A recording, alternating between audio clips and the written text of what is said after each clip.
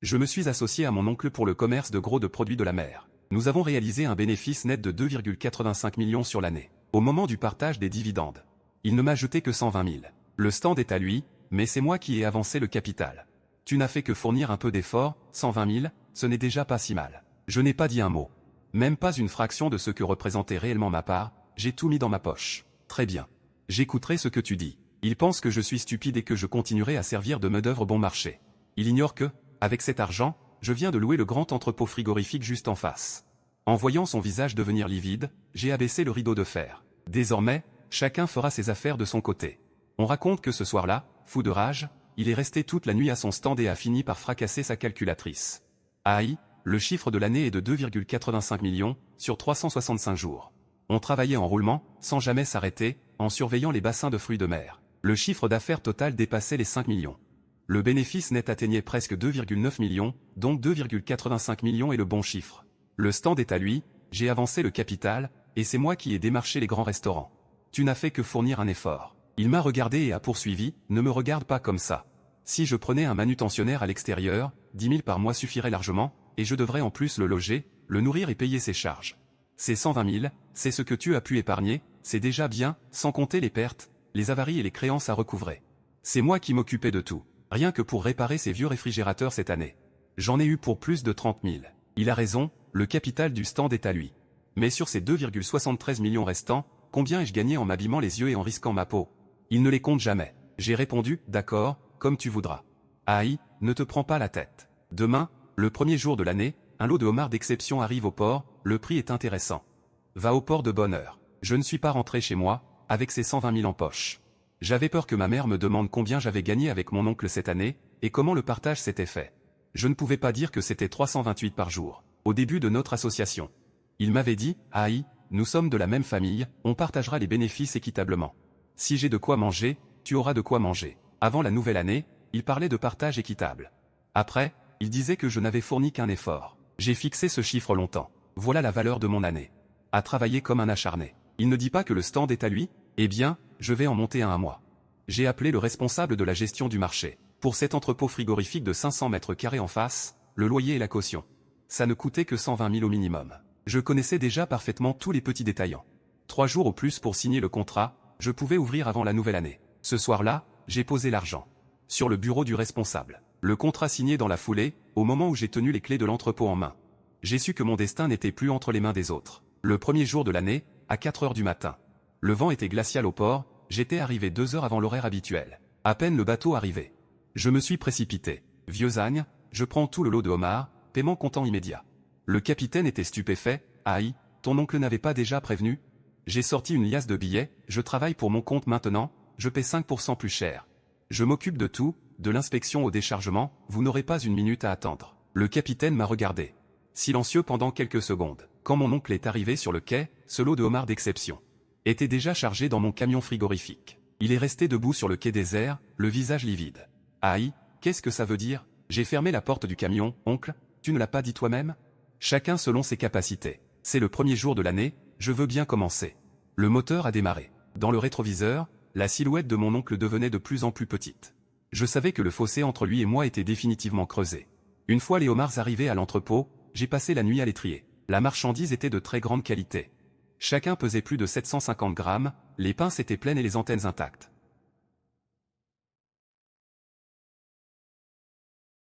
J'ai envoyé un message au groupe des détaillants. En moins d'une demi-heure, plus d'une dizaine de personnes s'étaient rassemblées devant l'entrepôt. C'étaient mes contacts de l'année. Chaque fois qu'ils avaient des difficultés, je les avais aidés. Je me souvenais parfaitement de chaque faveur. Sans même inspecter la marchandise, ils ont passé commande. J'ai vendu au prix du marché, sans majoration ni stockage inutile. En 2 heures, tout le lot était liquidé, avec un bénéfice net de 43 000. Mon premier capital était récupéré. L'entrepôt frigorifique et JC Food est officiellement ouvert, à 10 heures du matin, l'oncle m'appelle. Je ne réponds pas, et immédiatement après, la nouvelle se répand sur le marché. Aïe s'est brouillé avec son oncle et a ouvert son propre étal. Son oncle a lancé un ultimatum. Quiconque ose faire des affaires avec Aïe ne pourra plus s'approvisionner auprès de lui. Offenser l'oncle.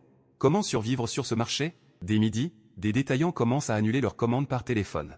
Leur ton est embarrassé, ils disent avoir des problèmes personnels et ne plus vouloir se réapprovisionner pour le moment. Je comprends la situation, je ne dis rien de plus et rembourse intégralement les acomptes. À 15 heures, l'oncle arrive avec plusieurs propriétaires d'anciens étals du marché et bloque l'entrée de mon entrepôt frigorifique. Il pointe son doigt vers moi, me traitant d'ingrat, affirmant qu'il m'a sorti de la campagne. Qu'il m'a appris le métier main dans la main, et que je lui rends le mal pour le bien. Les curieux s'attroupent. Tout cela pour le spectacle. Je ne discute pas des 120 000 en question, je lui demande simplement calmement ce qu'il vient faire. L'oncle est coupé net, finit par lâcher des menaces, disant que les capitaines de navires. Les gros clients du marché n'oseront pas commercer avec moi, et me dit de me préparer à mettre la clé sous la porte. Il fait demi-tour, les autres propriétaires suivent, et la foule de curieux se disperse lentement.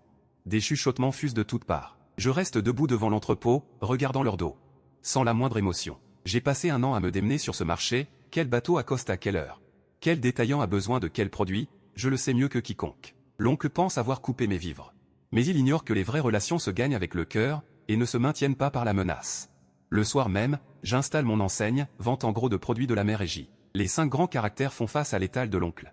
Particulièrement aveuglant sous l'éclairage nocturne. J'affiche aussi une annonce à l'entrée du marché pour recruter un manutentionnaire. Avec un salaire mensuel de 12 000, logement et nourriture inclus, et assurance complète. Prime de fin d'année si le travail est bien fait. Le lendemain matin, un jeune nommé Xiaolin vient se présenter. Il vient juste de quitter son village pour travailler, son regard porte la même soif que le mien à l'époque. Je regarde ses mains. Pleines de callosité, c'est quelqu'un qui sait travailler dur, je l'embauche sur le champ. Et lui demande de commencer l'après-midi même. Une fois Xiaolin parti, je reste dans l'entrepôt pour faire l'inventaire. Le compresseur rugit, les chiffres de température restent stables à -5 degrés. Je fixe l'étal de l'oncle en face, il est illuminé, les gens vont et viennent. Les affaires semblent florissantes. Mais je sais que sans moi, ces vieilles machines frigorifiques ne tiendront pas longtemps. L'été dernier, lors des fortes chaleurs, il ne savait que compter. Se concentrer sur les relations. Je sors mon téléphone, j'ouvre mon répertoire, où sont enregistrés les numéros d'une douzaine de capitaines de ports extérieurs, rencontrés lors de mes tournées cette année. L'oncle pense qu'en coupant mes sources locales, il pourra m'asphyxier, il ne sait pas que cet océan est vaste, et qu'il n'y a pas qu'un seul port. Devant l'entrepôt. La nuit tombe, je baisse le rideau métallique et je ferme à clé. Demain à 3 heures du matin, je dois prendre la route pour le port de Nangang à 200 km. Où un capitaine a accepté de me réserver un lot de produits frais surgelés. Le 3e jour après l'ouverture. Ma mère arrive. Elle est debout devant l'entrepôt avec un récipient isotherme, ses cheveux ont encore blanchi de quelques mèches depuis le nouvel an. Je suis en train de faire l'inventaire avec Xiaolin, quand je la vois, le registre manque de tomber de mes mains. Ma mère ne dit rien, elle pose simplement le récipient sur la table, à l'intérieur, c'est ma soupe de travers de porc préférée. Elle regarde autour d'elle, contemple cet entrepôt de 500 mètres carrés, regarde l'enseigne et JC Food au mur. Les yeux embués. Je demande à Xiaolin de s'occuper de ses affaires et apporte une chaise à ma mère. Elle s'assoit, reste silencieuse un long moment, puis finit par me demander si je me suis vraiment brouillé avec mon oncle. Je hoche la tête sans répondre. Ma mère soupire. Et dit qu'hier, l'oncle est passé à la maison, a pleuré devant elle pendant 2 heures, disant que je suis ingrat. Que pendant un an, il s'est épuisé à m'emmener avec lui, pour qu'au final je lui vole ses affaires et coupe son approvisionnement. Disant que c'est pour l'acculer à la faillite. Ma mère dit, ton oncle m'a demandé de te convaincre. De vendre l'entrepôt et de retourner travailler avec lui, il promet d'augmenter ta part des bénéfices. Pour te donner 200 000 par an. J'écoute sans répondre, je sors simplement une pochette de documents du tiroir. Et l'attends à ma mère. À l'intérieur, il y a le compte-rendu de mon travail sur l'année, chaque bon de livraison. Chaque facture de réparation, chaque relevé d'appel pour réclamer les paiements, ainsi que ces quelques. Journal de maintenance de la chambre froide. J'ai marqué les points importants en rouge, en juillet dernier. La panne du compresseur de l'unité numéro 3. J'ai veillé 36 heures d'affilée pour réparer, tandis que mon oncle jouait au mahjong dans une pièce climatisée. En septembre, un restaurant avait 150 000 de dettes. J'ai passé 15 jours à courir après pour récupérer l'argent. Mon oncle a dit que c'était mon travail. En novembre, livraison à 2 heures du matin. J'ai déchargé 3 tonnes de fruits de mer tout seul. Mon dos m'a fait souffrir pendant un mois et mon oncle n'est venu faire les comptes que le lendemain. Ma mère feuilletait ses factures, ses mains ont commencé à trembler. Je lui ai dit que 365 jours par an. Mon oncle et moi travaillions par roulement, mais en réalité, 80% du travail. C'était moi qui le faisais. Chiffre d'affaires de plus de 5 millions, bénéfice net de 2 850 000, et mon oncle me donnait 120 000. Il disait que je ne faisais que fournir de la force physique. Ma mère a pleuré. Elle a pris les documents et les a ramenés à la maison. Elle s'est levée, sans rien dire, et est partie. Je savais où elle allait. À 16 heures, des cris ont retenti sur le marché. Ma mère bloquait l'entrée du stand de mon oncle, exigeant devant tout le monde de savoir combien de travail AI avait réellement fourni en un an. Comment ces 120 000 avaient-ils été calculés? Mon oncle est resté bouche bée. Il ne connaît pas la gratitude. Le stand est à moi, le capital est à moi, pourquoi aurait-il besoin d'autant? Après l'avoir écouté, ma mère a ricané. Elle a dit, quand tu as ouvert ce stand, les 50 000 du capital de départ, c'est moi qui te les ai prêtés.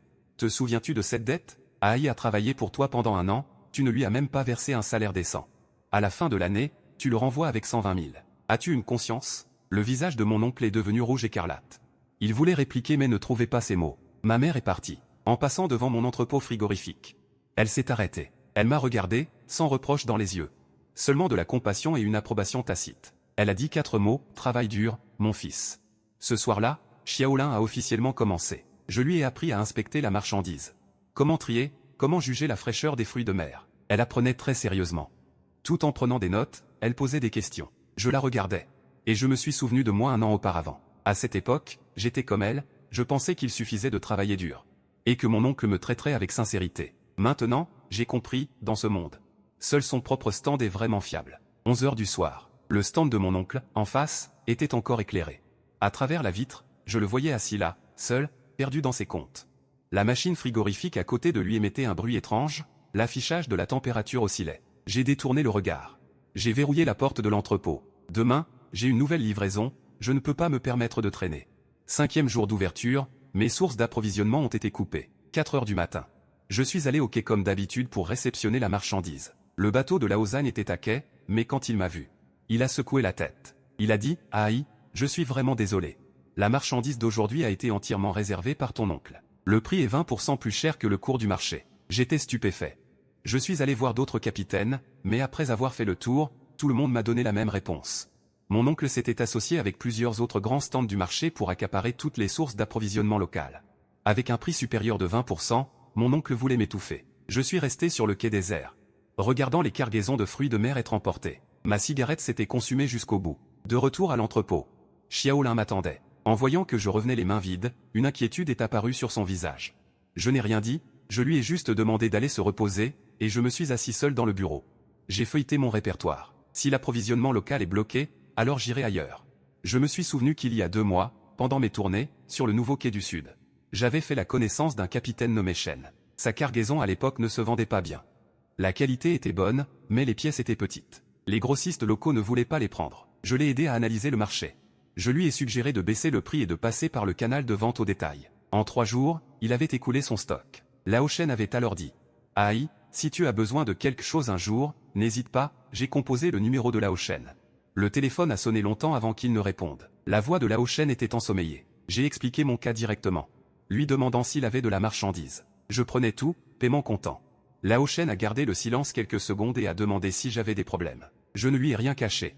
Je lui ai raconté comment mon oncle avait bloqué mon approvisionnement. Après avoir écouté, Lao Shen a lâché une grossièreté, disant qu'une telle avidité était vraiment méprisable. Il m'a dit d'attendre des nouvelles et à raccrocher.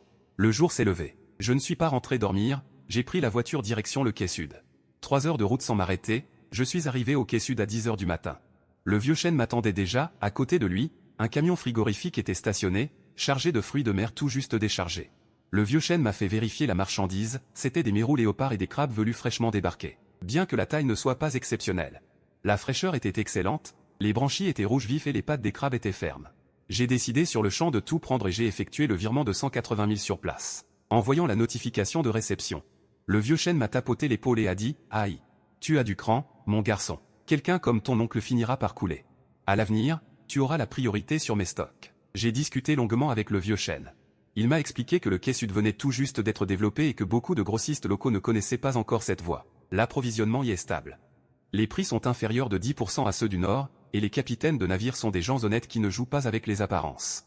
J'ai été rassuré. Mon oncle pensait pouvoir m'étouffer en verrouillant le quai local, sans savoir que l'océan est vaste.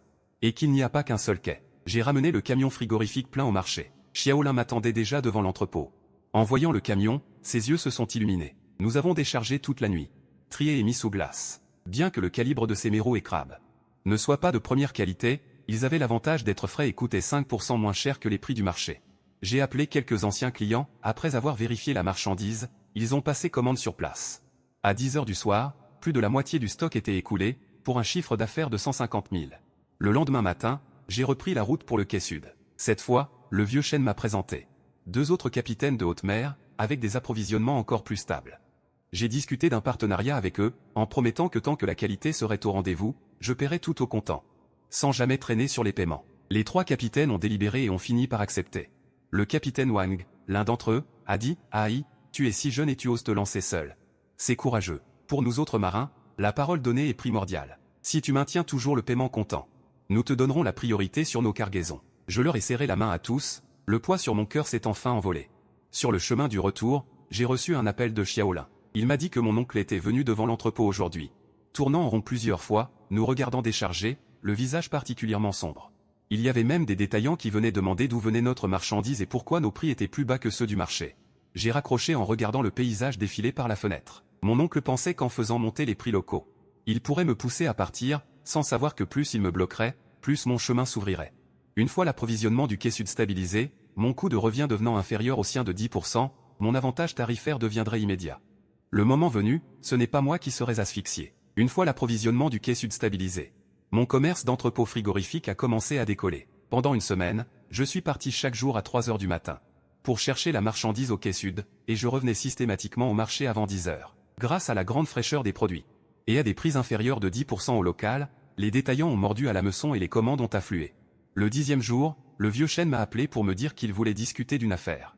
Je suis allé le voir le jour même. Il m'a emmené dans un petit restaurant près du quai. Il a commandé quelques plats, a versé 2 verres d'alcool et est allé droit au but. Aïe. Je vois que tu es quelqu'un de confiance. Je veux signer un contrat d'approvisionnement exclusif avec toi. J'ai posé mes baguettes. Le regardant, le vieux chêne a poursuivi, il y a 5 bateaux qui opèrent ici au quai sud. Le vieux Wang, le vieux Zhao et moi-même, nous 3, contrôlons la moitié du volume. En observant ces derniers temps, j'ai vu que tu paies toujours au comptant, que tu es professionnel lors de l'inspection et que tu n'es jamais difficile. Nous en avons discuté, nous sommes prêts à te fournir en priorité, mais à une condition. Tu dois garantir un achat hebdomadaire d'au moins 200 000, et en échange, nous te ferons un prix inférieur de 5% à celui des autres. J'ai fait le calcul. Un volume de 200 000 est une pression non négligeable pour moi en ce moment.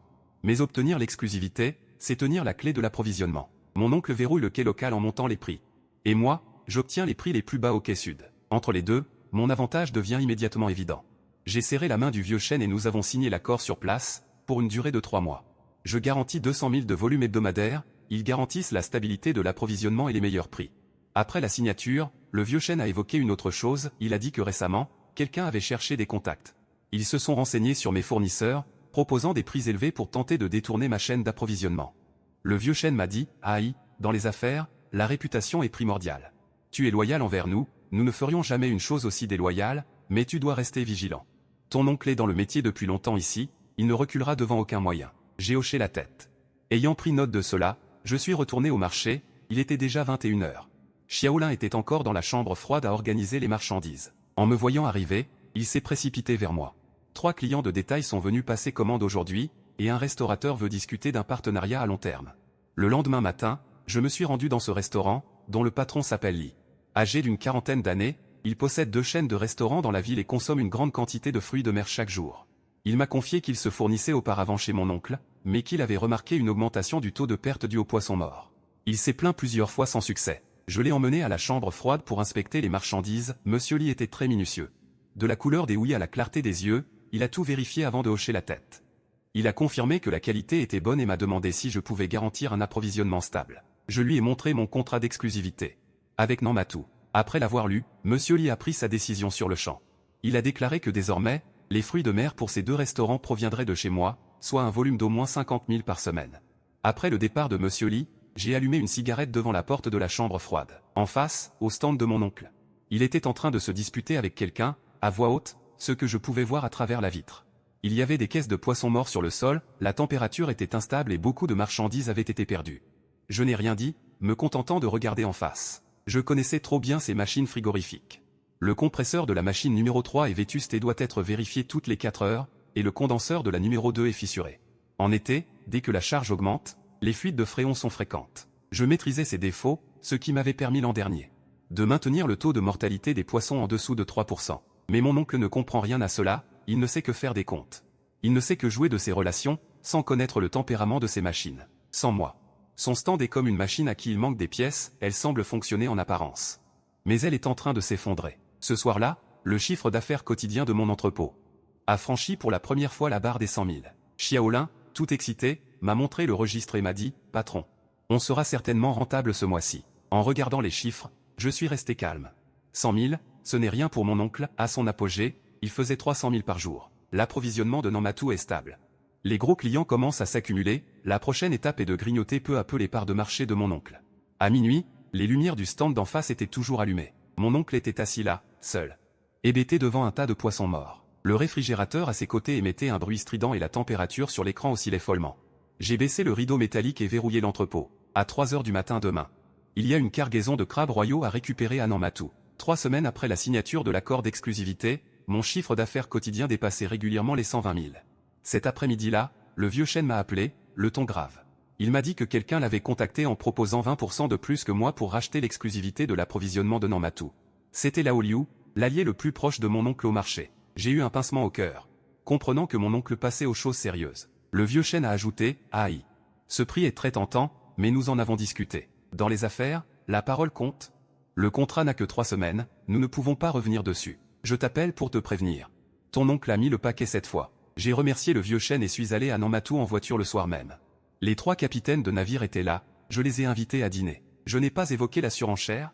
Nous avons juste parlé de la difficulté de la pêche en mer et de l'état du marché. Lao Wang a dit que son fils entrait à l'université l'an prochain. Et qu'il lui manquait encore une partie des frais de scolarité. J'ai immédiatement déclaré, frère Wang. Je prends en charge les frais, considérez cela comme un paiement anticipé qui sera déduit des prochaines livraisons. Lao Zhao a dit que sa femme était hospitalisée et qu'il était à court d'argent, je lui ai immédiatement transféré 50 000. En disant que c'était pour une urgence et qu'il n'y avait pas d'urgence pour le remboursement. Les 3 capitaines m'ont regardé. Avec une lueur nouvelle dans les yeux. Le vieux chêne a levé son verre et a dit, aïe. Tu es un homme de parole, peu importe ce que propose ton oncle, nous ne changerons pas d'avis. En trinquant avec eux, je me suis senti rassuré. De retour au marché, tard dans la nuit. Je suis resté assis dans mon bureau à réfléchir, la source de Nanmatou est sécurisée, mais mon oncle ne s'en tiendra certainement pas là.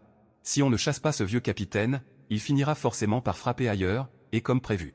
Des rumeurs ont commencé à circuler sur le marché, disant que ma marchandise provenait de la contrebande et n'avait aucun certificat sanitaire. Certains disaient que mon entrepôt frigorifique n'était pas aux normes et risquait d'être scellé à tout moment, et d'autres encore que j'étais lié au capitaine. L'instabilité des stocks, ces rumeurs étaient si crédibles que des clients ont rapidement appelé pour vérifier.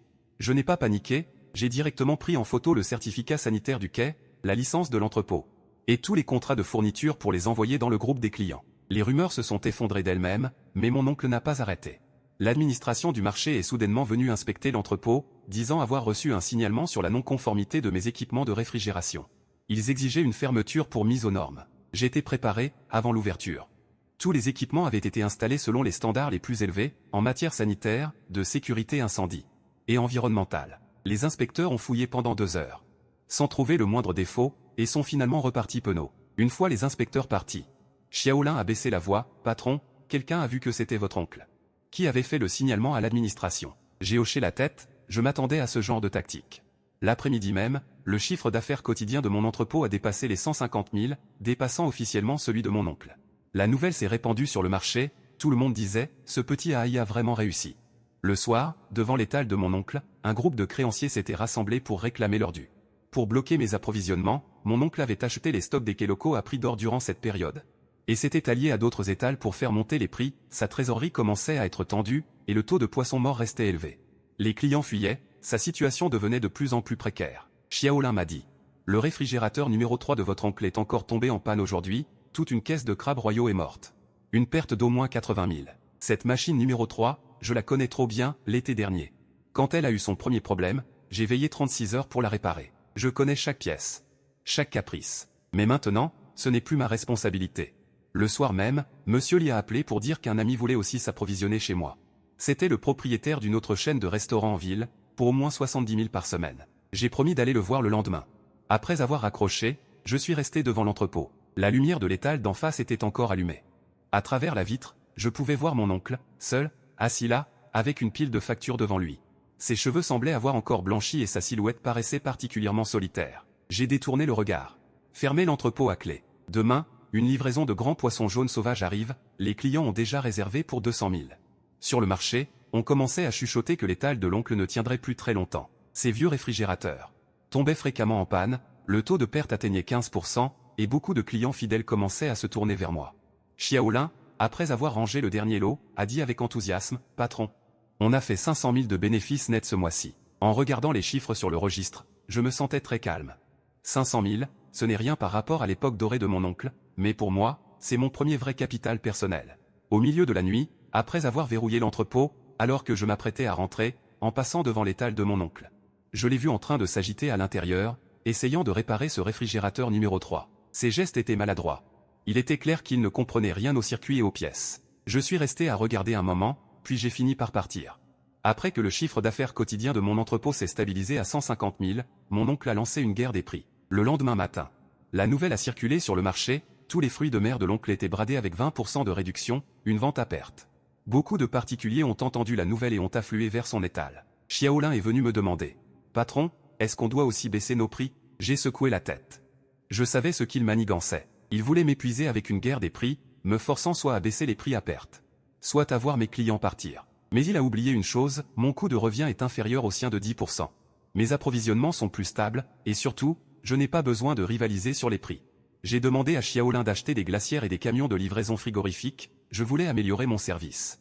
Je misais sur le haut de gamme, 0 poisson mort et livraison ponctuelle. Xiaolin ne comprenait pas trop. En disant que tout le monde se battait sur les prix, et que ça ne servirait à rien. J'ai dit, à la fin d'une guerre des prix, celui qui gagne est celui qui tient le plus longtemps. Plutôt que de s'épuiser avec lui, mieux vaut changer de stratégie. Les 3 jours suivants, je n'ai pas baissé mes prix. Au contraire, j'ai tout misé sur le service. Avant chaque sortie de marchandises, je vérifiais tout personnellement. Assurez-vous qu'il n'y ait aucun poisson mort, la livraison doit être précise à la demi-heure près, quand le client veut la marchandise. Je la livre. Au début, c'est vrai que quelques clients particuliers ont été attirés par les prix bas de mon oncle, mais très vite, les problèmes sont apparus. Pour baisser les prix, mon oncle a commencé à s'approvisionner dans de petits quais avec de la marchandise bon marché, de qualité inégale. Ajoutez à cela son système de réfrigération, le taux de perte était très élevé, beaucoup de clients, après réception, ont découvert qu'en apparence ils gagnaient 20%, mais en calculant les pertes réelles, ils étaient perdants. Le 5e jour, des clients ont commencé à revenir vers moi, ils disaient que le prix plus élevé importait peu. Le point crucial, c'était la qualité. Je n'ai rien dit de plus et j'ai fourni la marchandise comme d'habitude. Zhao Shanfu. Le patron Li a appelé pour dire que son ami avait fini son examen et avait décidé de me confier toutes ses commandes de fruits de mer. C'était l'une des plus grandes chaînes de restaurants de la ville, un volume d'au moins 100 000 par semaine. Le patron Li a dit, « Aïe, mon ami était aussi allé voir chez ton oncle. Mais sa marchandise n'était pas fiable, trop de poissons morts. Chez toi, bien que le prix soit un peu plus élevé. La marchandise est impeccable et livrée à temps, c'est ce qui compte le plus pour un restaurant. » J'ai rencontré l'ami du patron Li. Nous avons signé le contrat sur place, à partir de la semaine prochaine, la commande hebdomadaire de 100 000 passera entièrement par mon entrepôt frigorifique. Une fois le contrat signé, je suis revenu au marché en soirée. Devant l'étal de mon oncle s'entassaient plusieurs caisses de marchandises retournées, des clients se disputaient avec lui, son visage était devenu cramoisi. Sa voix était enrouée. Xiaolin a dit, « Ton oncle a eu beaucoup de retours ces 2 derniers jours. J'ai entendu dire qu'il a déjà dû payer plus de 100 000 en dédommagement. » Je suis resté devant mon entrepôt, observant la situation. La guerre des prix de mon oncle n'a pas duré 10 jours qu'elle a déjà commencé à s'effondrer. Sa chaîne de trésorerie était déjà tendue. Et maintenant, entre les ventes à perte et les indemnisations pour retour, il ne peut plus tenir. Plus grave encore, la marchandise bon marché qu'il avait achetée pour casser les prix a ruiné sa réputation, beaucoup d'anciens clients ont perdu confiance en lui. Et ont commencé à se tourner vers moi. Ce soir-là, le chiffre d'affaires quotidien de mon entrepôt a dépassé les 200 000. Xiaolin m'a montré le registre avec enthousiasme, prédisant un bénéfice net de plus de 800 000 ce mois-ci. En regardant les chiffres, j'étais calme. Une guerre des prix ne se gagne jamais en baissant les tarifs, mais en tenant jusqu'au bout. Mon oncle pensait pouvoir m'écraser avec ses prix bas, sans savoir que les véritables remparts sont la qualité et le service. Tard dans la nuit, les lumières de l'étal d'en face étaient encore allumées, mon oncle était assis là, seul, devant une montagne de factures et de bons de retour. Son téléphone n'arrêtait pas de sonner, sans doute des créanciers qui réclamaient leur dû. J'ai verrouillé la porte de l'entrepôt. Prêt à rentrer me reposer, demain, une cargaison de langoustes australiennes arrive, c'est la première commande du restaurant de l'ami du patron Li. Je ne peux commettre aucune erreur. Arrivé à la sortie du marché, j'ai jeté un dernier regard. L'étal de mon oncle semblait particulièrement désert dans l'obscurité. Cette enseigne, accrochée depuis plus de 10 ans, oscillait dans le vent en grinçant. Au marché, les gens commençaient à chuchoter dans le dos. Disant que mon oncle était allé trop loin, la guerre des prix n'a pas coulé à Haï, elle l'a entraîné dans le bourbier. D'autres disaient que si ça continuait, son étal ne tiendrait pas le mois. Je n'ai pas participé à ces commérages. Je me suis contenté de faire mon travail. Le lendemain matin, la cargaison de langoustes est arrivée à l'heure, j'ai moi-même vérifié, trié et livré. Un service complet et irréprochable. Après avoir reçu la marchandise, l'ami du patron Li a immédiatement augmenté sa commande de 50%. Il avait déjà perdu cette guerre des prix. 3 jours après la fin de celle-ci, un événement majeur a secoué le marché. Le plus grand acheteur de la ville, le patron Zhang du restaurant Jingding, organisait le mariage de son fils pour 300 tables, la demande en fruits de mer était colossale. Celui qui décrocherait ce contrat pourrait asseoir sa position sur le marché. Le restaurant du patron Zhang existait depuis 20 ans. C'était toujours le choix numéro 1 pour les banquets de luxe. Depuis des années, il prenait ses fruits de mer chez mon oncle. Ils étaient très proches. Le mariage était prévu samedi, ils ont commencé à préparer la marchandise 3 jours à l'avance. Pour ce contrat, mon oncle avait investi la quasi-totalité de son capital, important des produits de divers quais, espérant profiter de cette occasion pour se refaire. Vendredi après-midi, une nouvelle a circulé sur le marché. Le restaurant Jingding a un problème. Xiaolin a accouru pour dire « La cargaison de fruits de mer fournie par ton oncle a un grave souci. La moitié des crabes royaux sont morts et les langoustes australiennes ne sont plus fraîches. » Le patron Zhang était furieux dans son restaurant, exigeant que mon oncle remplace la marchandise immédiatement sous peine de rompre le contrat. Je me tenais devant mon entrepôt. Voyant de loin le chaos à l'étal de mon oncle, il était en train de passer des appels pour trouver de la marchandise. Mais nous étions vendredi soir. Le banquet commençait demain midi, il était impossible de faire venir quoi que ce soit d'ailleurs. Quant à la marchandise locale, il l'avait déjà épuisée par ses achats compulsifs à prix d'or, et personne ne voulait plus rien lui vendre. À 18 h, le patron Zhang est arrivé en personne au marché. Il a une 50aine d'années et est d'habitude très aimable. Mais cette fois, son visage est livide. Il se tient devant l'étal de mon oncle et hausse le ton. Il dit qu'il lui faisait confiance après toutes ces années de collaboration, mais que lui a-t-il livré cette fois 300 tables pour un mariage avec des invités de marque. Comment est-il censé justifier cela? Mon oncle est en âge. Il s'excuse sans arrêt, promettant de trouver une solution pour remplacer la marchandise. Il dit que si, d'ici 22 h ce soir, il ne peut pas fournir des produits conformes, leur collaboration s'arrête là. Le patron Zhang fait demi-tour pour partir, et m'aperçoit justement devant mon entrepôt frigorifique. Il hésite un instant, puis s'approche. Me demande si je suis haï. J'acquiesce, et le patron Zhang demande directement. As-tu de la marchandise en ce moment? Il me faut 50 crabes royaux, 80 langoustes australiennes, et 100 kilos de mérous de corail. Tout doit être vivant et de première qualité. Peux-tu livrer l'hôtel avant 22 h? Je calcule rapidement dans ma tête, le stock dans mon entrepôt est insuffisant. Mais au Vieux-Port, Lao Shen vient de recevoir une cargaison aujourd'hui, et je connais bien la qualité. Transporter la marchandise du port vers la ville, puis livrer l'hôtel Jingding, le délai est très court. Mais ce n'est pas impossible. Je lui réponds que c'est faisable, mais que je dois d'abord vérifier la marchandise, pour garantir qu'il n'y ait aucun problème de qualité. Le patron Zhang me regarde, reste silencieux quelques secondes, puis finit par hocher la tête. Il ajoute que c'est pour le mariage de son fils et qu'aucune erreur n'est permise. J'appelle immédiatement Lao Shen pour lui demander de me réserver la cargaison arrivée aujourd'hui. Puis j'appelle Xiaolin et nous partons en camion frigorifique vers le Vieux-Port. À notre arrivée au port, il est déjà 19 h 30. Lao Shen a déjà préparé la marchandise. J'inspecte chaque bête une par une, pour m'assurer qu'elles sont toutes pleines de vie. Après vérification, nous chargeons le camion et repartons. Nous sommes de retour au marché à 21 h.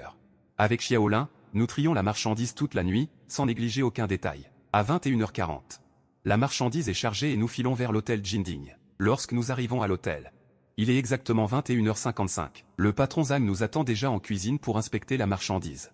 Les crabes royaux sont bien vivants, leurs pinces sont vigoureuses, les antennes des langoustes australiennes sont intactes. Elles sont pleines d'énergie, les mérous de corail ont une couleur rouge vif et des yeux clairs. Après l'inspection, le patron Zhang finit par afficher un sourire. Il me tape sur l'épaule et dit « Aïe, cette marchandise est impeccable, tu m'as sauvé la mise. » Je lui réponds que c'est normal. Le patron Zhang me regarde et déclare « Petit, tu m'as rendu un grand service. Je voudrais discuter avec toi d'un partenariat à long terme. » J'acquiesce. De retour au marché, il est déjà 11 h du soir. L'étal de mon oncle en face est encore éclairé. À travers la vitre, on peut le voir assis seul, devant cette cargaison de crabes royaux et de langoustes morts. Son téléphone est sur la table, l'écran est éteint.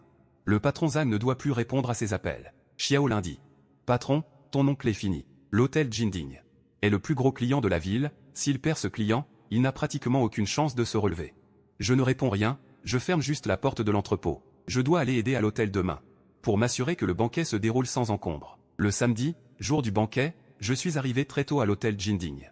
En cuisine, tout le monde s'active. Je surveille personnellement la préparation de chaque plat de fruits de mer. Le crabe royal est cuit à la perfection, les sashimi de langoustes sont délicieux, et le mérou de corail est tendre et fondant. Le patron Zhang accueille ses invités dans la salle, se retourne de temps en temps vers la cuisine, avec un sourire constant. À midi, le banquet commence officiellement. Les convives des 300 tables ne tarissent pas d'éloges sur les fruits de mer. Plusieurs patrons demandent sur place au patron Zhang où il s'est fourni. Le patron Zhang répond en souriant que c'est un jeune homme du marché qui l'a fourni. Le repas ravit tout le monde. À 15 h, le patron Zhang m'appelle dans son bureau. Il fait servir du thé, s'assoit, allume une cigarette et dit « Aïe, cette fois c'est grâce à toi. Sinon j'aurais perdu la face. » Le patron Zhang agite la main et poursuit « Ça faisait des années que je travaillais avec ton oncle. Au début c'était bien, mais ces 2 dernières années, c'était devenu lamentable, poisson pourri, crevettes avariées. Une attitude arrogante, et quand il y avait un problème, il ne s'excusait jamais et ne trouvait que des excuses. Avec l'affaire du mariage, il a vu clair dans son jeu. Le patron Zhang dit. Aïe, j'ai pris une décision, à l'avenir, tous les fruits de mer de l'hôtel viendront de chez toi. J'ai 2 magasins ici, avec un volume d'au moins 200 000 par semaine, pouvez-vous garantir l'approvisionnement? Je vous confirme que oui, l'approvisionnement au port sud est stable et la qualité est garantie. De plus, je dispose d'un service de livraison en chaîne du froid professionnel, voici le contrat de coopération, à exécuter à partir du mois prochain. Une fois cette affaire conclue, le chiffre d'affaires quotidien de mon entrepôt frigorifique pourra se stabiliser à plus de 300 000. Dépasser complètement le niveau record de mon oncle, je ne plaisante pas. En chemin, j'ai reçu plusieurs appels de patrons ayant assisté au banquet de mariage, me demandant si je pouvais les approvisionner. J'ai noté leurs coordonnées un par un et fixé des rendez-vous pour aller les visiter, le marché ne parle que de ça. Aïe a décroché la commande du grand hôtel Jinding, il va décoller. À 20 h, je me tenais devant l'entrepôt, regardant le stand de mon oncle en face. La lumière était encore allumée, mais c'était vide à l'intérieur, seul mon oncle était assis là. Une pile de factures était étalée devant lui, et il appuyait sans cesse sur sa calculatrice. Xiaolin s'est approché et a murmuré, « Patron. J'ai entendu dire que ton oncle est allé implorer le patron Zhang aujourd'hui, mais ce dernier ne l'a même pas laissé entrer. D'autres disent que les marchandises pour le banquet de mariage de ton oncle lui sont restées sur les bras. Une perte d'au moins 300 000. Je n'ai rien dit, j'ai juste allumé une cigarette. Mon oncle est vraiment fini cette fois, il a perdu le plus gros client, le grand hôtel Jinding. Sa chaîne de financement est complètement rompue, sans parler des pertes dues à la guerre des prix et aux intérêts des usuriers. Il ne peut plus tenir. Au marché, les gens commencent à chuchoter que le stand de l'oncle ne tiendra pas le mois. Certains disent aussi que ces vieux climatiseurs sont complètement hors service. Et qu'ils ne sont plus réparables. Le lendemain, j'ai rendu visite à ces patrons rencontrés au banquet. Ce sont des propriétaires de restaurants réputés en ville, très exigeants sur la qualité des fruits de mer. Je les ai emmenés voir la marchandise à l'entrepôt. J'ai détaillé l'approvisionnement du port sud et le service de livraison, et les patrons étaient tous très satisfaits. Ils ont signé sur place une lettre d'intention de coopération. Avec la commande du Jinding, j'ai maintenant 5 grands restaurants. En partenariat à long terme, avec un volume hebdomadaire dépassant les 400 000. Xiaolin a dit avec enthousiasme. Patron, on a vraiment réussi cette fois. Je regardais les contrats en main. Le cœur apaisé. De 120 000 à maintenant, en moins de 2 mois. Non seulement j'ai pris pied, mais j'ai aussi capté les meilleures ressources clients du marché. L'après-midi même, je suis allé au port sud pour discuter avec Lao Shen et les autres. De l'augmentation des approvisionnements. Lao Shen a dit pas de problème, ils ont 2 autres bateaux à disposition. Pour garantir la stabilité. De retour au marché, c'était déjà le crépuscule, et j'ai vu devant le stand de l'oncle un groupe de créanciers rassemblés, criant fort pour réclamer leur argent. Mon oncle était là, les cheveux en bataille, le teint pâle. Il paraissait avoir vieilli de 10 ans. Xiaolin a dit, « Patron. J'ai entendu dire que ton oncle est encore allé demander un prêt à la banque aujourd'hui, mais qu'il a été refusé. Il doit plus d'1 million maintenant. Impossible à rembourser. » Je n'ai pas répondu. Je suis juste retourné à l'entrepôt pour continuer à travailler, il y a un lot à valider demain, il ne faut pas traîner. Après avoir décroché la commande du Jinding, le chiffre d'affaires quotidien de mon entrepôt s'est stabilisé à plus de 30 000. Mais je sais que quelques grands restaurants ne suffisent pas, les petits détaillants du marché sont la base, c'est seulement en les fédérant que je pourrais vraiment dominer ce marché. Cet après-midi-là, j'ai réuni une douzaine de petits détaillants, avec qui j'entretiens de bonnes relations, à l'entrepôt. Ce sont des gens que j'ai côtoyés pendant plus de 6 mois. Certains pour qui j'ai avancé des fonds, d'autres dont j'ai résolu les problèmes d'approvisionnement. Je leur ai servi du thé. Et j'ai exposé mon idée sans détour. J'ai dit que la concurrence est rude et qu'il est difficile pour les petits de survivre seuls. Je veux créer une alliance de distribution, centrée sur mon entrepôt, avec un approvisionnement, des prix et une logistique unifiée. S'entraider pour partager les profits. Les détaillants se regardaient, quelqu'un a demandé comment cela fonctionnerait. J'ai dit que c'était simple, premièrement, l'approvisionnement passe par moi, je garantis qualité et prix optimaux. La livraison se fait via mes véhicules frigorifiques pour réduire les pertes. Troisièmement, les bénéfices sont partagés. Je prends 30%, vous prenez 70%. Un détaillant nommé Wang a dit, « Aïe, ton idée est bonne. Mais pourquoi devrions-nous collaborer avec toi, et si tu profites de ton avantage, sans parler, frère Wang. Cela fait longtemps qu'on collabore, tu sais qui je suis. D'ailleurs, si je voulais vous écraser, je pourrais le faire dès maintenant. Je crée cette alliance.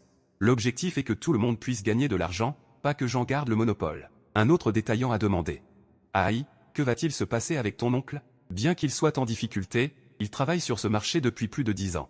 Et il a encore des relations. Si nous coopérons avec toi, est-ce qu'il ne va pas se venger ?» J'ai répondu, il est déjà incapable de se protéger lui-même, comment pourrait-il avoir l'énergie de s'occuper de vous? De plus, en affaires, ce qui compte, c'est la force, pas les relations. Après avoir discuté un moment, les détaillants ont fini par hocher la tête. Ils ont dit, « Aïe, tu es quelqu'un de réglo, nous te faisons confiance. » Ce soir-là, j'ai signé un accord d'alliance avec 13 détaillants. À partir de la semaine prochaine, tous leurs approvisionnements passeront par moi, et la distribution sera centralisée via mes camions frigorifiques. J'ai promis de garantir un approvisionnement stable. Les meilleurs prix et zéro perte. Xiaolin a dit avec enthousiasme. Patron, cette fois, nous avons vraiment intégré le marché. Une fois que cette alliance d'achat et de vente sera opérationnelle, je contrôlerai la majeure partie des stocks et des débouchés du marché. Les parts de marché de mon oncle seront davantage compressées et sa situation deviendra encore plus difficile. L'alliance a été officiellement lancée, j'ai fait venir une grande quantité de marchandises du quai sud. Distribuées uniformément aux membres de l'alliance, et les camions de livraison sont arrivés à l'heure prévue. Chaque lot était exempt de pertes. Après avoir reçu la marchandise, les détaillants ont levé le pouce. Disant que travailler avec AI, c'était vraiment différent. La nouvelle s'est vite répandue sur le marché, AI avait formé une alliance d'achat et de vente. Plus d'une dizaine de détaillants y avaient adhéré, et tout le monde se serrait les coudes, les affaires devenant de plus en plus prospères. En apprenant la nouvelle, le visage de mon oncle est devenu encore plus livide. Ses parts de marché étaient déjà très réduites par ma concurrence, et maintenant que j'avais fédéré les détaillants, il avait totalement perdu sa compétitivité.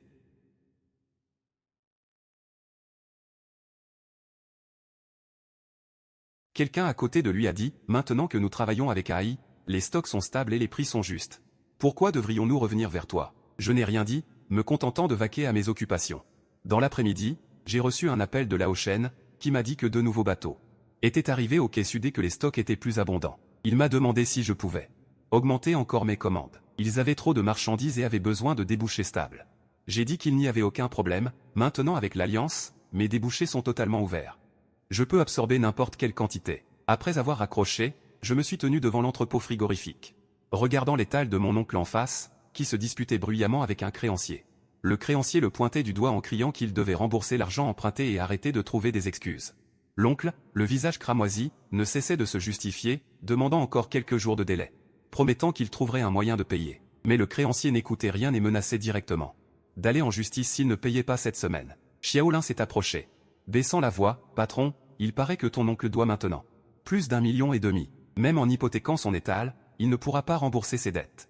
Il est vraiment dans une impasse. » Je suis resté devant l'entrepôt à observer le marché, tout illuminé et animé par le va-et-vient, alors que l'étal de mon oncle, en face, semblait particulièrement désert. Xiaolin a ajouté, « Patron, tout le monde dit sur le marché que tu es le vrai patron ici, l'époque de ton oncle est révolue. » Je n'ai pas répondu et j'ai simplement verrouillé la porte de l'entrepôt. Demain, un autre lot de crabes royaux doit arriver, les membres de l'Alliance ont déjà réservé pour une valeur de 500 000. Ce marché m'appartient désormais. L'Alliance fonctionne depuis 2 semaines et tout se passe bien. Mon chiffre d'affaires quotidien dépasse les 400 000 et ma part de marché atteint déjà 60%. Cet après-midi-là, alors que je faisais l'inventaire dans l'entrepôt, Lao Shen m'a soudain appelé, sur un ton pressant. Il a dit que le service météorologique avait émis une alerte au typhon. Un super typhon qui touchera terre dans 3 jours, obligeant tous les bateaux en mer à rentrer au port. Cela signifie qu'au moins pendant une semaine, il n'y aura aucun approvisionnement en produits frais sur le marché. J'ai compris immédiatement et j'ai demandé à Lao Shen si on pouvait encore expédier. Lao Shen a dit que c'était le dernier jour, qu'à partir de demain tous les navires rentreraient au port. Il avait encore un lot. Et m'a demandé si je le voulais. J'ai dit que je prenais tout et que j'arrivais.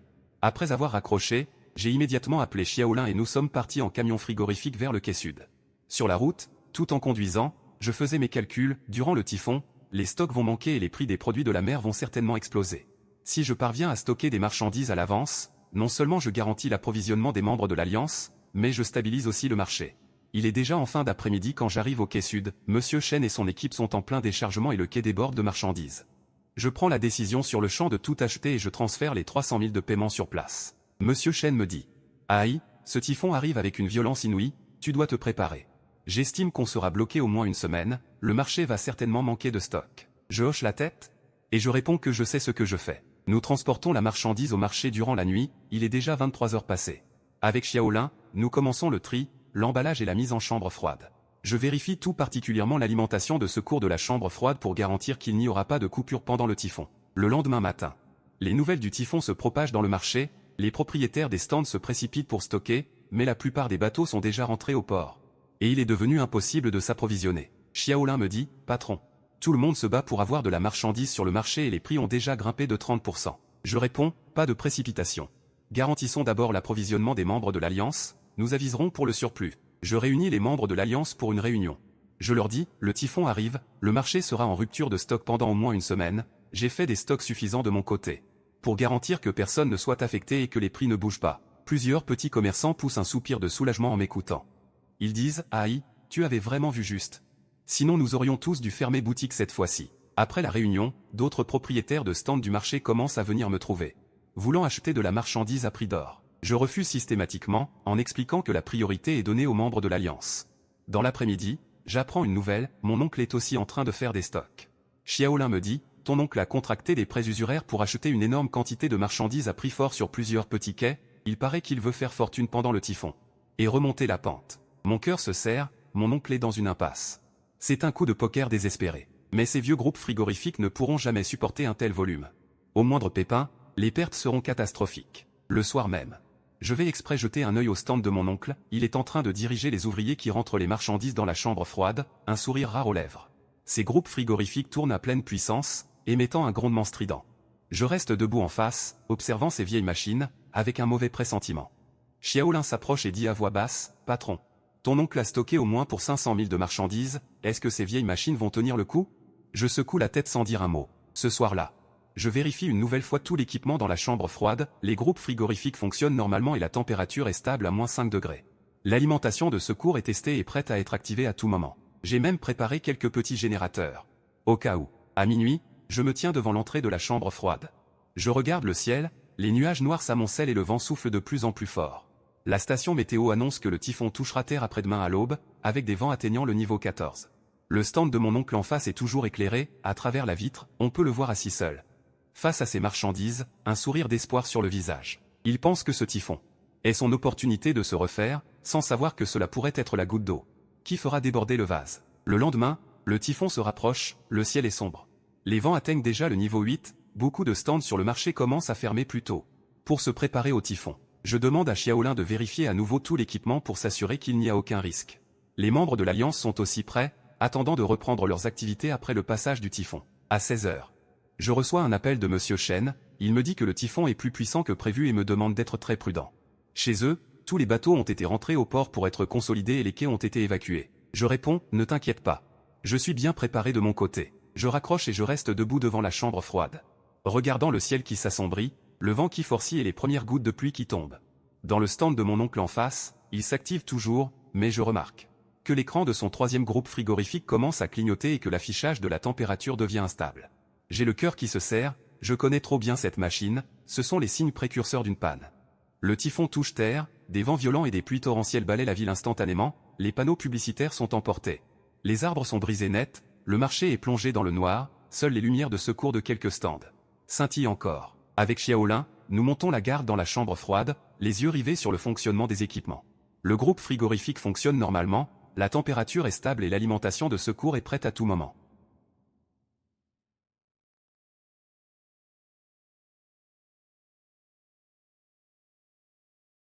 Xiaolin regarde par la fenêtre et dit soudain, « Patron, il semble qu'il y ait un problème chez votre oncle. » Je m'approche et regarde vers l'autre côté à travers le rideau de pluie. Le stand de mon oncle est plongé dans le noir, tous les groupes frigorifiques sont à l'arrêt, et il s'agite à l'intérieur avec une lampe torche. Il cherche manifestement une alimentation de secours, mais il n'avait rien préparé du tout, dit Xiaolin. Patron, s'il reste sans électricité, toute sa marchandise de qualité sera perdue. Je ne réponds rien et continue de surveiller mon propre équipement. Le typhon a duré 6 heures entières. Le vent et la pluie finissent par s'atténuer, le ciel commence à s'éclaircir, je sors de la chambre froide. Le marché est en plein chaos, le sol est jonché de fruits de mer morts. L'odeur de putréfaction se fait sentir de très loin. Xiaolin dit, patron. C'est fini pour votre oncle, 6 heures de coupure de courant, tous les groupes frigorifiques sont hors service. Pour 500 000 de marchandises, tout est mort. Je m'approche pour jeter un coup d'œil, les crabes royaux, les homards australiens, les mérous, tout est devenu un tas de chair en décomposition. Mon oncle est assis là, le regard vide, comme si son âme avait été aspirée. Il m'aperçoit, une émotion complexe traverse son regard, mais il finit par ne rien dire. Il baisse simplement la tête. Je fais demi-tour sans le regarder davantage. De retour à la chambre froide, je commence l'inventaire, 0 perte pendant le typhon. Tous les fruits de mer sont vivants. J'informe immédiatement les membres de l'Alliance que nous pouvons reprendre les livraisons. À 10 heures du matin, le marché commence à rouvrir, mais la plupart des stands ont subi de lourdes pertes à cause de la coupure de courant et n'ont rien à vendre. Dans tout le marché, seule ma chambre froide fonctionne normalement. Bientôt, je suis le seul à avoir de la marchandise. Les acheteurs des grands restaurants m'appellent les uns après les autres pour me demander si je peux les livrer. Je réponds par l'affirmative, mais au prix du marché actuel. Après le typhon, les fruits de mer sont rares. Les prix ont augmenté. Les membres de l'Alliance sont servis en priorité aux anciens tarifs. Les autres clients paient le prix du marché. Ce jour-là, ma chambre froide est prise d'assaut. Les restaurateurs, les particuliers et même les patrons d'autres stands viennent s'approvisionner chez moi. Je sers les clients par ordre d'arrivée, en veillant à ce que chacun puisse avoir ce qu'il cherche, sans jamais spéculer sur la pénurie. Xiaolin dit avec enthousiasme, « Patron, le chiffre d'affaires d'aujourd'hui a dépassé le million. » Je ne dis rien. Ce n'est pas ce que je recherchais, mais c'est la loi du marché. Ceux qui sont préparés survivent, ceux qui ne le sont pas sont éliminés. À 3 heures de l'après-midi, plusieurs créanciers arrivent au stand de mon oncle. En voyant ce tas de fruits de mer morts, ils ont le visage livide. L'un d'eux pointe mon oncle du doigt et dit d'une voix forte, « Vieux lit. Comment vas-tu nous rembourser l'argent emprunté? Combien valent ces ordures ?» Mon oncle se tient là, la tête basse, implorant qu'on lui donne encore un peu de temps, promettant qu'il trouvera un moyen de rembourser. Les créanciers n'écoutent rien et déclarent que s'il ne rembourse pas sous 3 jours, ils le poursuivront en justice. Et feront saisir son stand. Mon oncle, les forces complètement épuisées, s'appuie contre le mur. Incapable de dire un mot. Xiaolin me dit, « Patron, votre oncle a tout perdu avec ses 500 000 de marchandises et il doit encore plus d'1 million, il ne pourra jamais s'en relever. » Je reste à l'entrée de ma chambre froide, observant la scène, sans ressentir la moindre émotion. Le soir même, le typhon est totalement passé, le ciel est dégagé. Je me tiens à l'entrée du marché, contemplant les étoiles. Ce typhon a complètement changé la structure du marché. Dans le stand d'en face, la lumière est encore allumée. Il est assis là, seul, face à son tas de fruits de mer pourris, immobile. Ces groupes frigorifiques sont définitivement hors d'usage, les écrans sont tous noirs, irréparables. Les gens commencent à murmurer au marché que mon oncle a fait faillite pour de bon. Avant le typhon, il avait tout misé. Emprunté à des usuriers pour stocker la marchandise, et tout a été balayé en une nuit. Maintenant, il ne peut plus se relever. Écroule sous les dettes. Le lendemain, Lao Shen m'appelle. Il me dit qu'après le typhon, les bateaux ont commencé à reprendre la mer et que de nouvelles marchandises arriveront au port dans 3 jours. Il me demande de combien j'ai besoin. Je lui dis d'en préparer 2 fois plus que d'habitude, avec la pénurie actuelle. La demande est très forte. Après avoir raccroché, je reste à l'entrée de la chambre froide. En observant le marché, après le passage du typhon, de nombreux étals nettoient leurs dégâts. Certains ont même fermé boutique, alors que pour mon entrepôt frigorifique, les affaires marchent mieux qu'avant. Cet après-midi-là, j'étais dans l'entrepôt en train d'inventorier les marchandises fraîchement arrivées. Xiaolin s'est approché et a dit, « Patron, ton oncle est à la porte. Il dit vouloir te voir. » J'ai levé les yeux et, à travers la vitre, j'ai vu mon oncle. Debout devant la porte, il avait les cheveux en bataille et le dos voûté. Il avait l'air épuisé et dévasté. En me voyant, ses lèvres ont tremblé. Il lui a fallu un moment pour articuler, « Aïe !» J'ai allumé une cigarette. Sans dire un mot, j'ai attendu qu'il parle. Mon oncle est resté silencieux un long moment. Finalement, il a dit, « Aïe, j'ai une faveur à te demander. Peux-tu me prêter un peu d'argent ?» Je l'ai regardé sans répondre. Mon oncle a poursuivi, « La nuit du typhon, toute ma cargaison a été détruite. Maintenant, les créanciers viennent chaque jour, ils menacent de m'attaquer en justice, je suis vraiment dans une impasse. Peux-tu m'aider, au nom de notre lien de parenté ?» J'ai secoué la cendre de ma cigarette et j'ai dit calmement, « Oncle, combien dois-tu ?» Mon oncle a baissé la tête, intérêt compris. 1,6 million. J'ai répondu, 1,6 million, ce n'est pas une petite somme. Mon oncle a levé la tête, les yeux un peu rougis, et a dit, « Aïe, ton oncle sait qu'il a eu tort avec toi, cette histoire des 120 000. J'ai été stupide, mais maintenant tes affaires prospèrent, 1,6 million ne représente rien pour toi. Prête-les-moi, je te rembourserai, promis. » Je l'ai regardé. Et j'ai dit, « Oncle, avec quoi comptes-tu rembourser ?» Mon oncle a hésité et a dit, « Il me reste cet étal. Même s'il ne vaut plus grand-chose, l'emplacement est toujours là, quand je me serai rétabli. Je te rembourserai le capital et les intérêts. » J'ai souri et j'ai dit, « Oncle, penses-tu vraiment pouvoir te rétablir ?» Mon oncle est resté bouche bée. Son visage est devenu rouge, et j'ai continué, avant le typhon. La météo avait émis une alerte, tout le monde savait qu'il fallait préparer des générateurs de secours. Tu ne l'as pas fait et tu as tout misé sur un emprunt à taux usuraires pour stocker, c'est ton propre choix. Maintenant que c'est le désastre, tu viens me demander de l'argent, au nom de quoi? Mon oncle a dit, « Aïe, nous sommes de la famille. » J'ai dit, « Oncle, au moment de partager les profits. Tu ne m'as pas traité comme un membre de la famille. 365 jours par an, j'ai travaillé comme un forcené pour toi. Tu m'as donné 120 000 en disant que je n'étais qu'un employé. Maintenant que tu as des ennuis. Tu te souviens soudain que nous sommes de la famille. » Mon oncle est resté sans voix, planté là. Il semblait vidé de toute énergie, j'ai écrasé ma cigarette et j'ai dit, « Oncle, je peux t'aider, mais pas en te prêtant de l'argent. » Les yeux de mon oncle se sont illuminés, « Aïe. Dis-moi, tant que cela permet de sauver ton oncle, je suis prêt à tout. » J'ai dit, « Cède-moi ton étal, je t'offre 1,6 million. Je t'aide à rembourser toutes tes dettes. » Mon oncle est resté figé, muet. Je lui ai expliqué que son étal n'était plus qu'une coquille vide, les systèmes de réfrigération étant tous hors service. Sa clientèle a disparu, même s'il ne me le vend pas, les créanciers finiront par le faire saisir par le tribunal. Plutôt que de subir une saisie, autant me le vendre, cela suffira au moins à éponger ses dettes. Et il n'aura pas à aller en prison. Le visage de mon oncle est devenu livide, ses lèvres tremblaient en disant, « Aïe, cet étal, c'est 15 ans de ma vie et de sueur. J'ai répondu que la sueur ne payait pas les dettes. Il n'a que deux options, soit me céder l'étal, rembourser ses dettes et recommencer à zéro, soit attendre d'être poursuivi en justice. La saisie de son étal et la prison. À lui de choisir. Mon oncle est resté là, stupéfait, me fixant avec des yeux remplis de colère. Il y avait de l'amertume, mais cela s'est finalement transformé en impuissance. Il a dit « Aïe, peux-tu ajouter un peu plus d'argent ?» J'ai secoué la tête pour indiquer que 1,6 million était le prix du marché. Vu l'état actuel de son stand, ce prix est déjà très correct. Mon oncle est resté silencieux un long moment. Puis il a baissé la tête et a dit « Je vais y réfléchir ». J'ai répondu « Oncle, les créanciers t'ont donné un délai de 3 jours. C'est déjà le deuxième jour, tu n'as pas beaucoup de temps pour réfléchir. » Mon oncle n'a rien dit de plus. Il a fait demi-tour et est parti. Sa silhouette était voûtée, il marchait très lentement. Comme s'il avait vieilli de 10 ans d'un seul coup. Le soir même, j'ai appris la nouvelle. Les créanciers étaient retournés au stand de mon oncle, cette fois avec plusieurs hommes, et avaient directement sorti les marchandises. Annonçant que si la dette n'était pas remboursée demain, il saisirait le tribunal. Mon oncle se tenait devant son stand, regardant ces gens emporter ses affaires, incapable de prononcer un mot. Le lendemain matin, mon oncle est revenu. Cette fois, il tenait un document à la main, le titre de propriété du stand. Il est resté silencieux devant moi un long moment, avant de me tendre le document en disant « Aïe, j'accepte ». J'ai pris le document, j'y ai jeté un coup d'œil et j'ai dit « Oncle, allons au bureau du notaire cet après-midi pour finaliser les démarches ». Mon oncle a hoché la tête et a fait demi-tour pour partir. Arrivé à la porte, il s'est soudain arrêté. S'est retourné pour me regarder et a dit « Aïe, tu as gagné ». Je n'ai rien dit. Je l'ai simplement regardé s'en aller. J'ai terminé les formalités l'après-midi même et j'ai immédiatement commencé les travaux, fusionnant les anciens et les nouveaux stands pour agrandir la chambre froide. Je me tenais devant la chambre froide, regardant le stand d'en face qui allait bientôt m'appartenir. L'enseigne, accrochée là depuis plus de 10 ans, était toujours là, mais elle serait bientôt remplacée par EJ Seafood. Le lendemain de la signature de l'accord de transfert, j'ai commencé la transformation du stand. J'ai engagé une équipe de rénovation professionnelle. J'ai abattu le mur de séparation entre l'ancien stand de mon oncle et ma chambre froide, doublant ainsi l'espace en un instant. J'ai commandé 6 nouveaux groupes frigorifiques importés, équipés des systèmes de contrôle de température les plus modernes et de générateurs de secours, et j'ai porté la flotte de livraison sous chaîne du froid à 5 véhicules, permettant de servir davantage de clients simultanément. Pendant les travaux, les rumeurs allaient bon train sur le marché. Certains disaient que ce petit AI était impitoyable, qu'il n'épargnait même pas son propre oncle, d'autres disaient que si l'oncle avait été plus gentil avec AI autrefois, il n'en serait pas arrivé là aujourd'hui. Je n'ai pas prêté attention à ces commérages. Je me suis simplement concentré sur l'avancement des travaux. Une semaine plus tard, le nouveau stand était terminé. Un immense espace de 1000 mètres carrés, 6 nouvelles unités de réfrigération alignées, des véhicules de livraison garés devant la porte.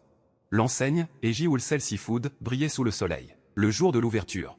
Je n'ai organisé aucune cérémonie, j'ai simplement informé les membres de l'Alliance et quelques gros clients, mais la nouvelle s'est propagée.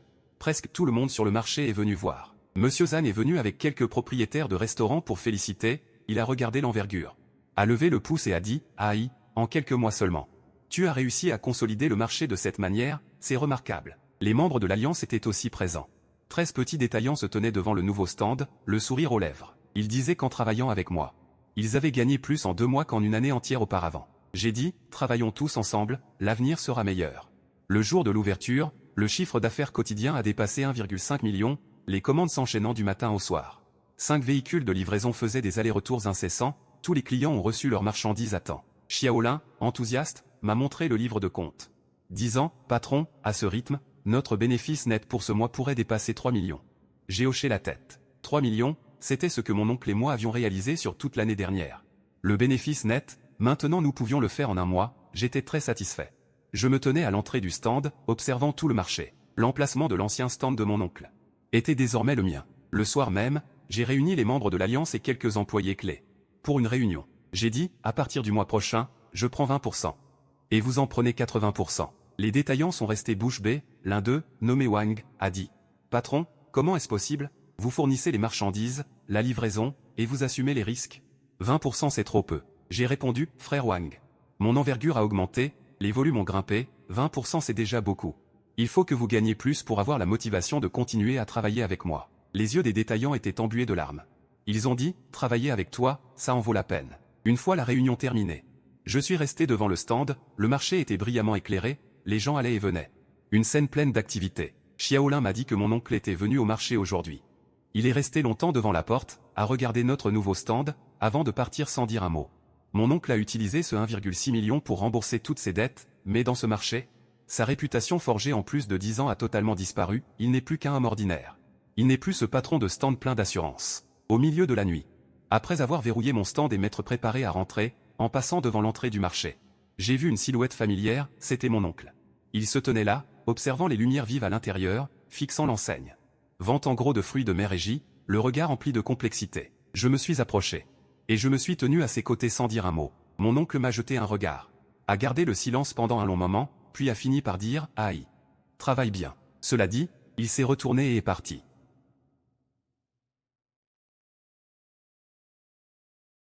Il n'avait plus rien de l'assurance de l'ancien patron. En moins de 3 mois. Passant de 120 000 à maintenant, j'ai réussi une revanche totale. Le plus grand stand du marché, les sources d'approvisionnement les plus stables, les meilleurs clients.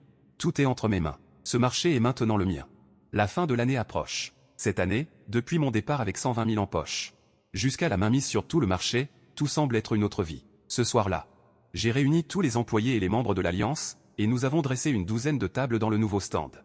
Xiaolin, Lao Shen, Lao Wang, Lao Zhao, ainsi que 13 détaillants indépendants, tous ceux qui m'ont suivi. Et se sont battus à mes côtés étaient présents. Je me suis levé, j'ai levé mon verre et j'ai dit « Merci à tous pour votre soutien cette année. Aujourd'hui, c'est le jour des primes de fin d'année, et je tiens mes promesses. » Xiaolin a été la première à recevoir sa part, je lui ai remis une enveloppe rouge contenant 200 000. Au début, elle avait un salaire de 12 000 par mois, et je lui avais promis une prime de fin d'année si elle travaillait bien. Ces 200 000, elle les mérite. Les 13 détaillants ont également reçu leur part. Selon l'accord, le partage des bénéfices était de 80/20. Ils prenaient la plus grosse part, et chacun a reçu des centaines de milliers, certains même plus d'1 million. Xiaolin et les détaillants étaient trop émus pour parler. Auparavant, en travaillant pour les autres, ils travaillaient dur toute l'année pour gagner à peine plus de 100 000 en quelques mois avec AI. Ils ont gagné plus qu'en plusieurs années auparavant. J'ai dit, ceux qui me suivent, je ne vous laisserai pas tomber. Continuez à travailler dur l'année prochaine, ce sera encore mieux. Lao Shen et les autres capitaines de navires étaient aussi venus, je leur avais préparé un cadeau généreux. Pour les remercier de leur soutien tout au long de l'année. Lao Shen m'a tapé sur l'épaule, Aïe. Tu es un garçon intègre et loyal, nous ne nous sommes pas trompés sur toi. Après quelques verres. L'ambiance est devenue très chaleureuse, certains détaillants ont commencé à évoquer ces derniers mois. Disant qu'au début, personne au marché ne croyait en moi, pensant qu'en tant que jeune, je ne pourrais jamais battre mon oncle, et pourtant, en quelques mois seulement, la situation s'est totalement inversée. Le banquet s'est terminé tard dans la nuit. Je me tenais devant le stand, Xiaolin s'est approché et m'a montré le livre de compte, indiquant que depuis l'ouverture, le chiffre d'affaires total s'élevait à 23 millions, pour un bénéfice net de 8,5 millions. J'ai pris le livre et j'ai feuilleté les chiffres. L'année dernière, en travaillant pour mon oncle, le chiffre d'affaires total était de 5 millions, le bénéfice net de 2,85 millions, et j'en avais reçu 120 000. Cette année, en travaillant à mon compte pendant moins de 3 mois, le bénéfice net est 3 fois supérieur à celui de l'année dernière. Cette année, j'ai compris beaucoup de choses, les règles ne valent que si vous les tenez entre vos mains. Le capital était le sien. Les relations étaient les siennes, c'est pour ça que c'était lui qui décidait. Maintenant, le stand est à moi. L'approvisionnement est à moi, les clients sont à moi, c'est moi qui décide. Mais je ne serai pas comme mon oncle, qui ne pensait qu'à lui, m'exploitait. Et a fini par perdre tout le monde. Ce que je dois faire, c'est m'assurer que ceux qui me suivent puissent gagner de l'argent, c'est la seule façon d'aller loin. Xiaolin m'a dit que mon oncle travaillait maintenant dans un petit restaurant, en cuisine. Passer du statut de patron de stand à celui d'employé, un tel écart n'est pas donné à tout le monde, mais c'est son propre choix. Vu comment il m'a traité, il récolte ce qu'il a semé. Minuit passé, je verrouille la porte du stand.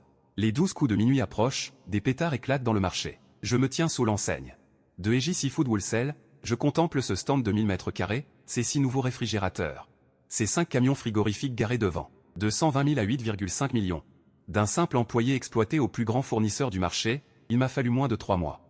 Cette année, j'ai appris la leçon la plus importante, les règles ne garantissent une véritable assurance que lorsqu'elles sont entre vos mains. Xiaolin s'approche et dit, patron, bonne année. Je souris et réponds, bonne année. Dans le ciel lointain, les feux d'artifice commencent à fleurir, des lumières multicolores illuminent tout le marché. Debout devant le stand, je contemple cette scène, le cœur en paix. L'année prochaine, je viserai plus grand. Je ne veux pas seulement dominer ce marché, je veux étendre mes affaires aux villes voisines. Voire plus loin encore. Mais pour l'instant, je veux juste rentrer à la maison. Partager le dîner du réveillon avec ma mère. Je sors mon téléphone et lui envoie un message. Maman, je rentre demain. La réponse arrive rapidement, d'accord, maman t'attend. Je range mon téléphone, ferme le stand à clé, et quitte le marché en voiture. Dans le rétroviseur, l'enseigne de Eji Seafood Wholesale.